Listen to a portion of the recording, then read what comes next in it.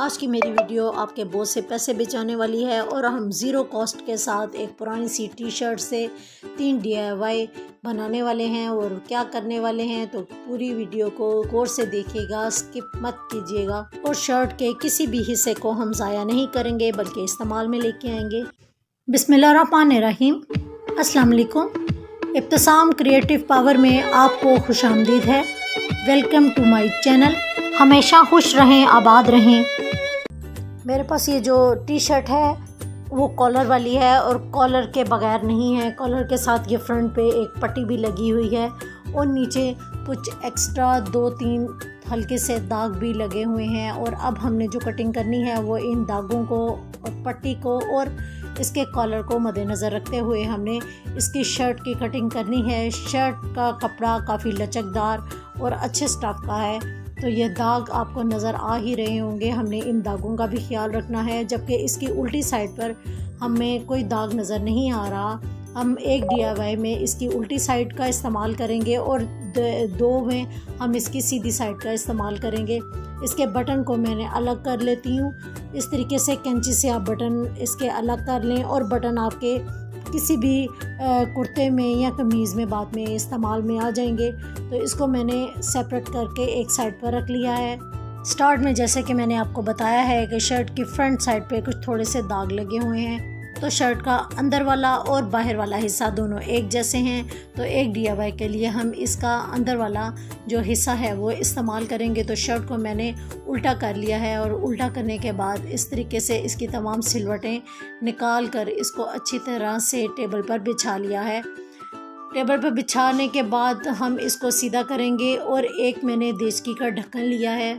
मेरे पास ये ढक्कन 5 kg वाली देचकी का है, तो हम ये ले चुके हैं। और लेने के बाद मैंने 3 इंच एक्स्ट्रा हटा के इसका मार्क कर दिया है। और मार्क करने के बाद मैंने इसको सीज़र की मदद से बिल्कुल परफेक्ट गुलाई में इसको काट लिया है।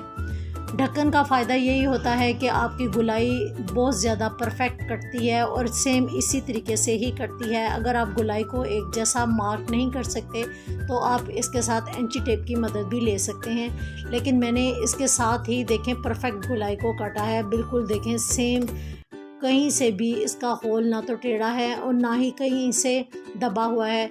अब मैंने इसको 3 तरफा सिलाई लगा ली है और एक साइड पे मैंने 6 इंच जो है इसको खुला ही रहने दिया है। अब मैंने इसको सीधा कर लिया है और सीधा करने के बाद हम इसके साथ क्या करने वाले हैं, तो हमारे पास जितने भी घर में फालतू पीस वगैरह कपड़े या किसी किस्म के कुछ गुलाफ वगैरह पड़े होते हैं वो तमाम मैंने इसके अंदर फिल कर दिए हैं।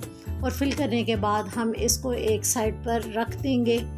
अपने तरीके से इसको मार्क कर लिया है और आसन का निशान लगा लिया है और नीचे से हमने इसको इस तरीके से कटिंग कर लिया। अभी मूवी में बताए हुए तरीके से इस तरह कटिंग करें। एक साइड से हमने जो गोल रिंग काटा था तो दूसरी साइड से मैंने इसको इस तरीके से कटिंग करना शुरू कर दिया है। तो ये हिस्सा मेरे पास एक हिस्से का आया है। जिस तरह हम अपनी शॉर्ट बनाएंगे तो ये सिर्फ एक हिस्सा है जो हमने उतारा है। अब दूसरा हिस्सा हम कैसे निकालेंगे, तो ये जो पट्टी है, पट्टी को मैंने बटन उतार दिए थे, इसको हम सीधा सिलाई लगाते हुए ऊपर से भी सिलाई लगाकर बंद कर देंगे। थोड़ी सी माजरत चाहती हूँ, लाइट जाने की वजह से हल्की सी रोशनी में कमी आ गई है, लेकिन मैंने आपको पूरा तरीके से कोई स्टेप भी मिस नहीं किया ताकि आपको हर चीज़ की समझ आ सके। अब मैंने पहले वाले हिस्से को दूसरे वाले हिस्से के ऊपर रखते हुए सेम इसी ही कटिंग में काट लिया है। पहले मैंने इस सिलाई को काटा है और फिर बाद में आसन की सिलाई को काटते हुए मैंने ऊपर नेफे की सिलाई को भी इसी तरीके से कटिंग कर लिया है। जो एक्स्ट्रा पीस हमारे बचेंगे वो भी हम ज़ाया नहीं करेंगे बल्कि ये भी हमारे काम आएंगे। और वो किस तरीके से काम आएंगे, तो इस तरीके से देखें मेरे पास से ये 2 हिस्से आ गए हैं। एक हिस्सा ये है और दूसरा हिस्सा इसके साथ है। तो इस तरीके से हम इसकी पहले आसन की सिलाई लगाएंगे और नीचे से एक साइड हमारी मुड़ी हुई है तो दूसरी सिलाई को भी हम मोड़कर इसकी स्टिचिंग कर लेंगे। और ये जो बचे हुए पीस हैं जो हमने पहले अपना कुशन तैयार किया था, ये बचे हुए पीस भी मज़ीद और फिलिंग करते हुए हम इस पैड के अंदर डाल देंगे। और इस तरीके से हमारा पैड देखें कितना ज़बरदस्त सा फिल होकर तैयार हो चुका है। अब इस पैड के जो ये खुले वाला हिस्सा है इसको हम किस तरीके से सिएंगे, इसको दोनों साइडों पर हल्का सा मोड़ते हुए बिल्कुल बारीक बारीक सुई की मदद से टांके लगाते जाएंगे। इस तरीके से गुम टांके लगने की वजह से ये हमारा जो इस साइड का खुला वाला मुंह है ये आराम से सिल जाएगा। अगर आप चाहें तो इस पर सिलाई मशीन की मदद से भी सिलाई लगा सकते हैं, लेकिन क्योंकि लाइट चली गई है तो सिलाई लगाना थोड़ा मेरे लिए मुश्किल हो गया है। मैं आ गई हूँ अपने आउटडोर एरिया में ताकि मैं आपको वाज़िया इसका तरीक़ाकार समझा सकूँ।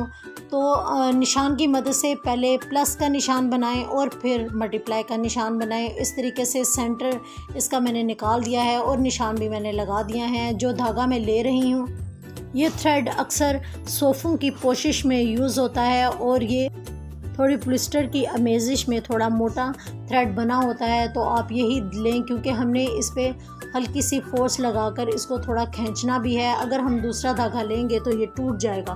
तो इस तरीके से मैंने नीचे से गुजारते हुए इसको थोड़ी सी गिरा लगा लिया है और गिला लगाने के बाद मैंने थोड़ा धागा नीचे एक्स्ट्रा छोड़ा है। अब मैंने इसके ऊपर एक स्टोन लगाया है, स्टोन मैंने सेंटर में लगाया है और नीचे से मैंने इसको गिरा देकर अच्छे तरीके से खींच लिया है ताकि ये थोड़ा डाउन की तरफ हो जाए। तो इस तरीके से मेरा सेंटर निकल आया है। दोबारा मैंने धागे को ऊपर की तरफ निकाल कर दोबारा इसको पक्का किया है। दोबारा से स्टोन की तरफ नीचे डाउन करते हुए इसी तरीके से हमने जो लाइनें लगाई हैं और उसी को ही मद्देनज़र रखते हुए अपने तमाम धागे की हम इस तरीके से एम्ब्रॉयडरी करेंगे और इसी तरीके से इस खूबसूरत से फ्लावर के जो पेटल्स हैं वो बनती चली जाएंगी। आप इसके साथ इसको मोड़कर इस तरीके से नीचे ले आएँ, नीचे से लाते हुए दोबारा इसको सुई को अंदर लेके जाएं। याद रहे जो सुई है आपकी छोटी नहीं होनी चाहिए, बल्कि जो लिहाफ की सुई है जिसे हम लिहाफ वगैरह सीते हैं वही सुई आप लें और उसी की मदद से ही आप इस कुशन के ऊपर वर्किंग करें। इस तरीके से नीचे भी हम लाकर इसकी गिरा को मजबूत करते जाएंगे क्योंकि ऑलरेडी हमने नीचे धागा छोड़ा हुआ है और उसी धागे के साथ ही गिरा को मजबूती से बांधते जाएंगे। दोबारा से नीचे डालेंगे और फिर ऊपर निकालते हुए दोबारा से अपने फ्लावर की इसी स्केचिंग को मद्देनज़र रखते हुए हम पूरे फ्लावर को इसी तरीके से हम कवर कर लेंगे। कवर करने के बाद मैंने एंड पे दोबारा से सुई को निकाल दिया है और नीचे जो हमने स्टोन नहीं लगाया था तो नीचे वाले का भी सेंटर देखते हुए हम नीचे भी इसके स्टोन को लगा देंगे। मैं उम्मीद करती हूँ कि आपका फ्लावर बड़ा अच्छा बनेगा और मुझसे भी ज़्यादा खूबसूरत बनेगा।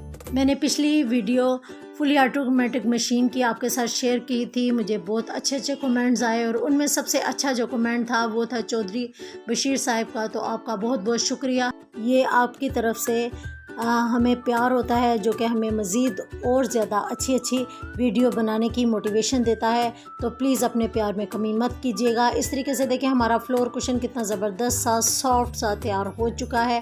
आप चाहे तो अगर थोड़ा बड़ा बनाएं तो इसको अपनी फ्लोर कुशन पे तौर पर यूज़ कर सकते हैं या अपनी सेटी या सोफ़ा के ऊपर यूज़ कर सकते हैं।